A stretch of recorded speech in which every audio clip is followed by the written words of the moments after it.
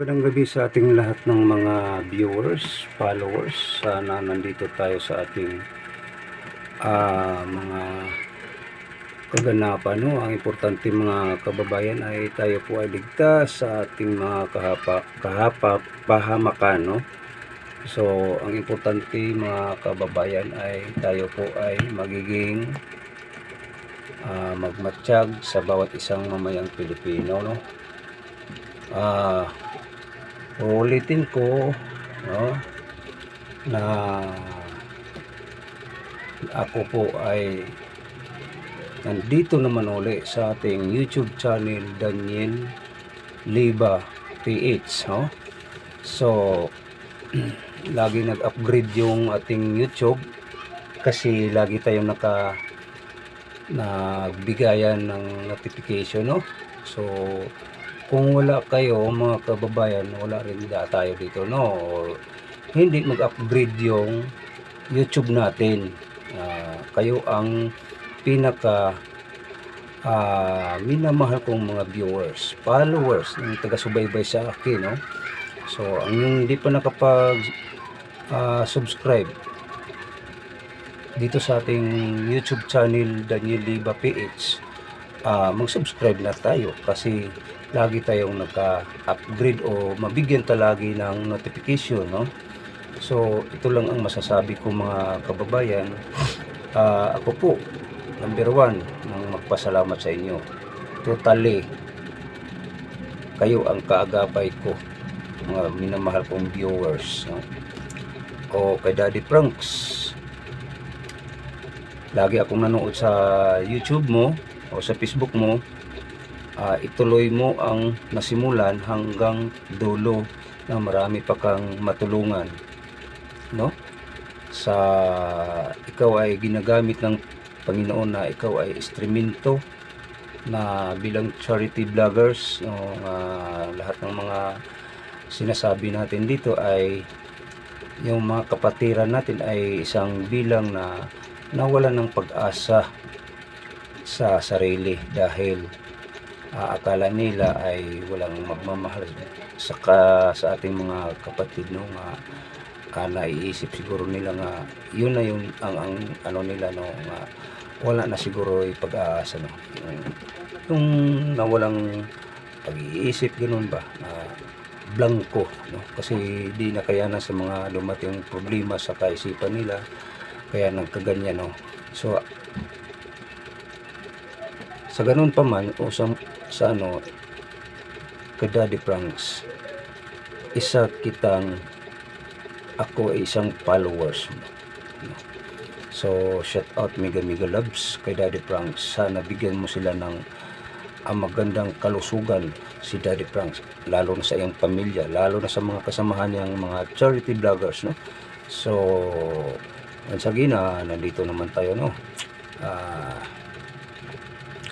Uli nanawagan ako sa ating mga lahat ng mga mamamayang Pilipino at tayo po magpuntahan sa araw ng Linggo sa Liwasang Bonifacio para tayo po magkakaisa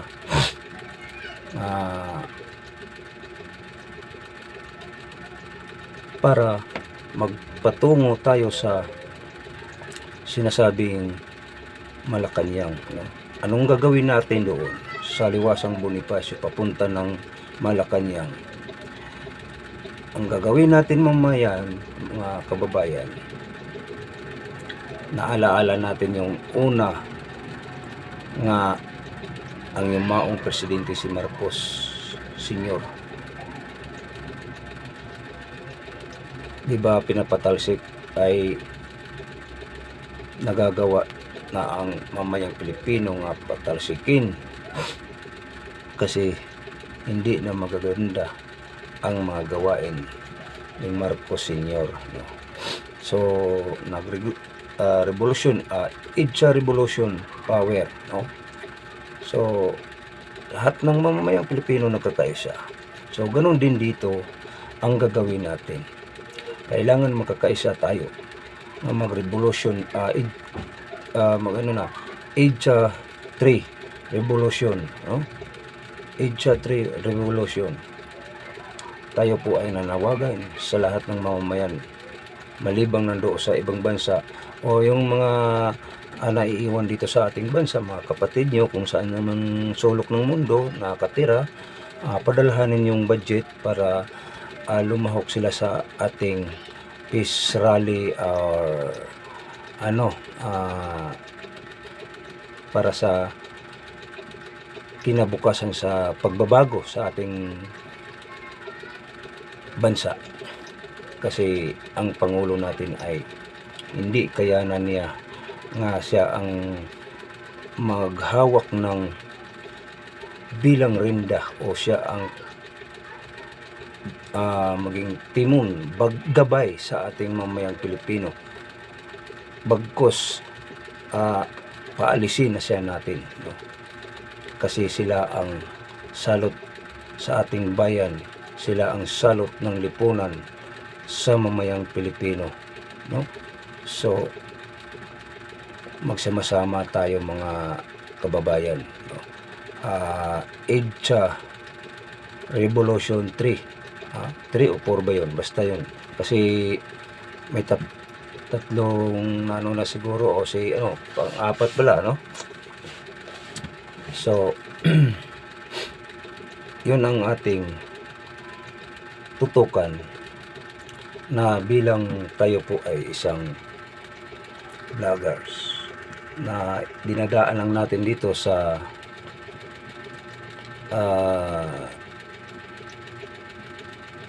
kahanginan sa social media. So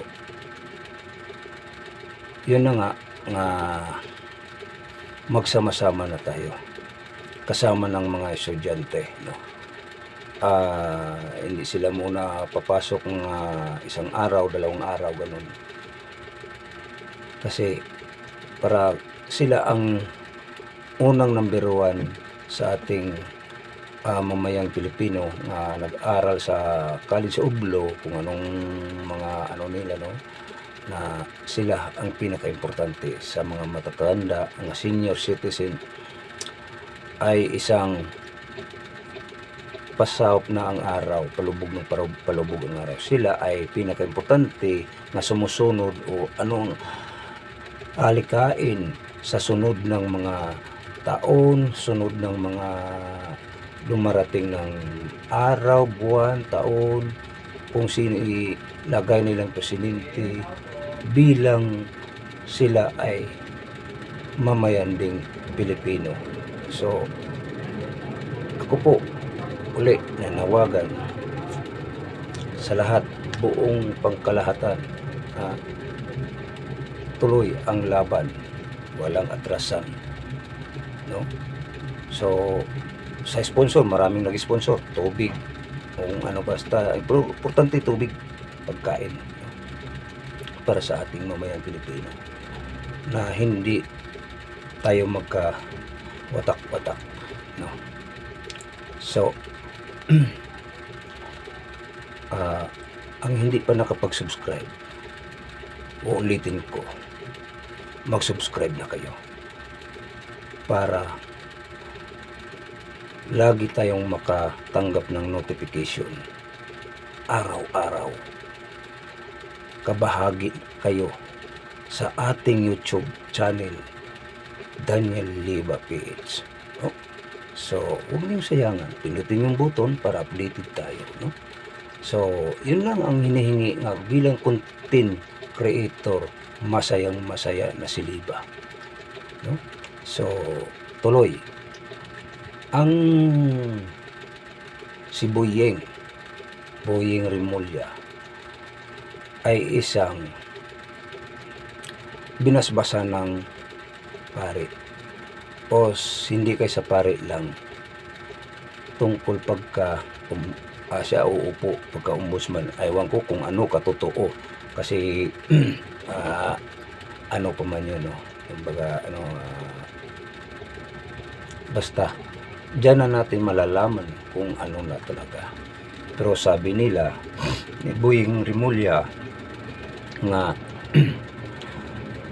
madaliin nila ang investigasyon, para matatapos. So ngayon, madaliin nila ang impeachment ni Sara kamo, no? Although sa mga vloggers, para makatigil ang mga vloggers ng mga kampi ni Duterte, isa na ako na yun, nakakampi, ay hindi pwede nga tayo po ay diktahan o bubusalan tayo, kasi sa katunayan may freedom expression tayo, no? Bagkos hindi bali kung kasuhan, kasi ang kaso ay isan lang,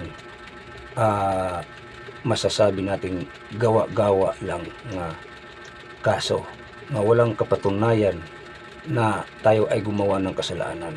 Bagkos muli sila mas gumawa pa ang kasalanan sila kaysa atin, di ba? Kung tanungin natin sila, nasaan na ang pirang mamamayang Pilipino? Pinaghati-hati ninyo, pinaghati-hati nila. Ngayon, may mananagot ba? Di ba wala? May makukulong ba? Di ba wala? So, saan na ang batas? Saan ang batas ninyo? Bagkos pinakulong nyo si Duterte, pinakidnap ninyo si Duterte, dinala ninyo sa daig. Bagkos para wala kayong problema, walang babangga sa gusto nyong gagawin. Ngayon, ang mga mata sa tao, mamayang Pilipino, ay nalaman dahil sa flood control. Nasaan ang flood control? Kahit isa wala. Yun na hindi ninyo maimbestigahan, no? Lagi lang kayo Sara. Subukan nyo pag-impeach. 3 baraha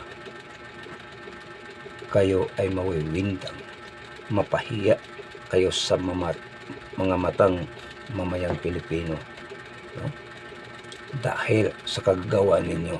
Bagkos hindi kami dapat magsasalita sa ditong mga bagay dahil kayo po ay pinagkatiwala namin, pero bagkos kayo pa ay nangunguna sa pangnakaw sa pera ng mamayang Pilipino.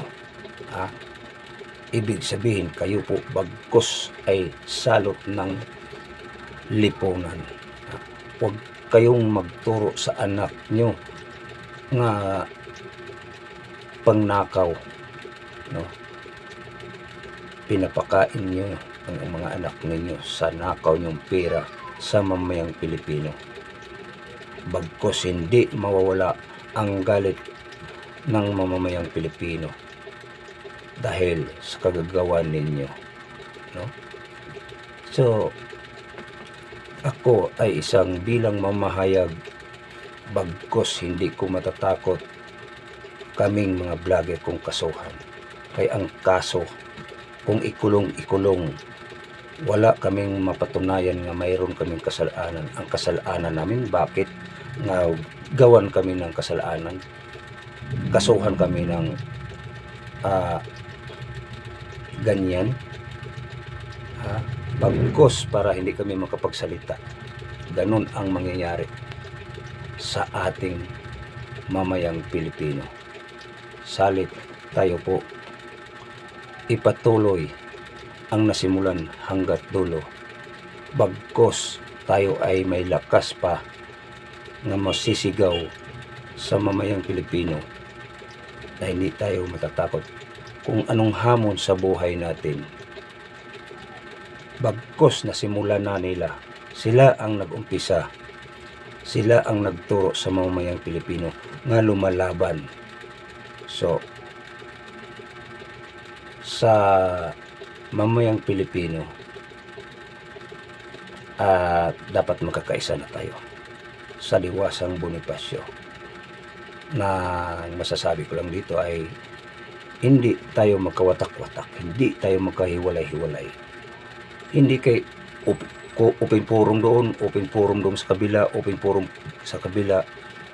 Iisahin kung ano man ang kulay, madilawan ka, mapulahan ka, kakampi ka o kalaban ka sa politiko. Ang ating ipaglaban, isa lang ang layunin dito. Kung hindi magkakaisa, magsimula tayo sa simulang pinakauna para bagkos tayo po ay nagkakaisa, magsama-sama sa hirap at ginhawa tayo po nandirito para upang isigaw ang ating laban sa ating demokrasya.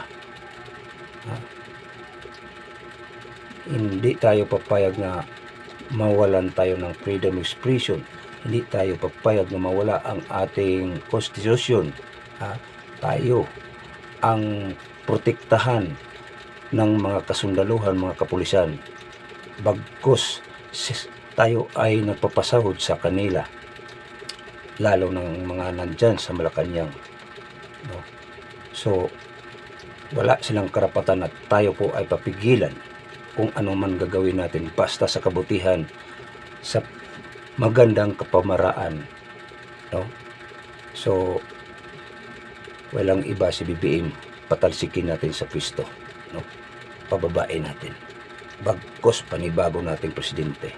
Kung ayaw nilang papayag sa hindi, ituloy ang laban natin. So, ulitin ko, ang di pa nakapag-subscribe, mag-subscribe na kayo para matanggap tayo ng notification. Shout out pala sa ating mga viewers, followers, minamahal natin mga followers. Kayo pong mga followers, viewers, kabahagi na kayo dito sa ating YouTube, So, bagkos kayo po ay nagpapaangat sa ating YouTube. Kaya kung wala kayo, hindi umaangat ang ating YouTube, Nabilang tayo po ay nagtutulungan, So, hindi po tayo ay sumisigaw ng para sa kasamaan. Isigaw natin ang kinabukasan sa ating mamayang Pilipino, sa ating bansa, nga magbalik ka na ang magandang loob kung ano ka pa mang kulay, magkakaisa tayo, So, ulitin ko, shout out sa mga DDS kong kasama, ituloy lang natin.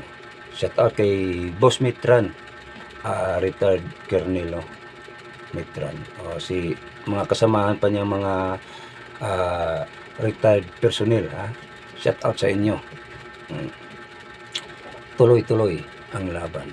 Bagkos na umpisahan na natin ay tayo po walang atrasan. Maraming salamat. God bless. Mabuhay Pilipinas. Patuloy mamayang Pilipino ang paghahanap sa kinabukasan sa ating bayan. Thank you po. God bless.